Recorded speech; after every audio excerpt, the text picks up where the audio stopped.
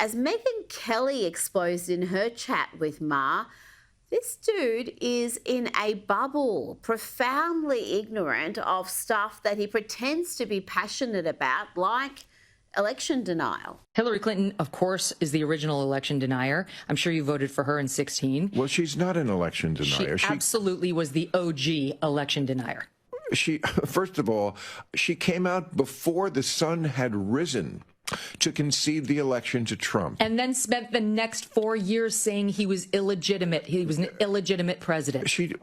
Okay, well, first of all, she didn't say he was an illegitimate. Yes, she did. You tell me exactly what she said. She said those exact words repeatedly. I believe he knows he's an illegitimate president. Okay. What do you say to that? Because, yes, amongst other left-wing commentators and TV hosts, he's far more sensible, far more balanced. But at the end of the day, he has bought all this propaganda about Trump and hasn't bothered to check some of that information, including things like things that have been debunked for years that the left still are pushing these to this day. Rita, look, I am not a Bill Maher apologist. I'll be very candid with you. I don't even watch his show, actually. But having said that, I've had a number of friends here who have been on his show there.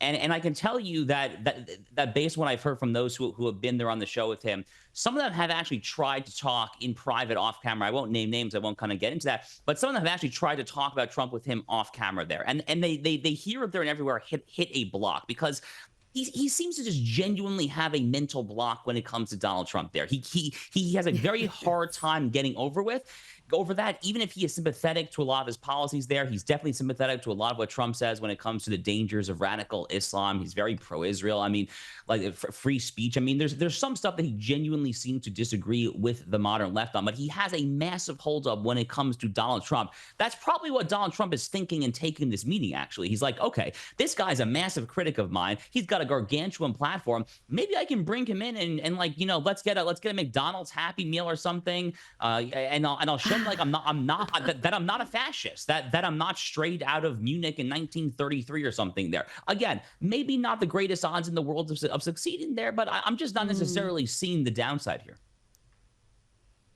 Oh, look, I think it has a potential to backfire because, yes, he does rail against the modern left occasionally, but that's because he realises that it's stopping them from being elected. He wants the Democrats in power. He's a fan of Gavin Newsom, wants him to be president. So you look at what he's done to California. That's I've got my doubts about this. We're going to keep a close eye, but I've got a feeling this is going to backfire.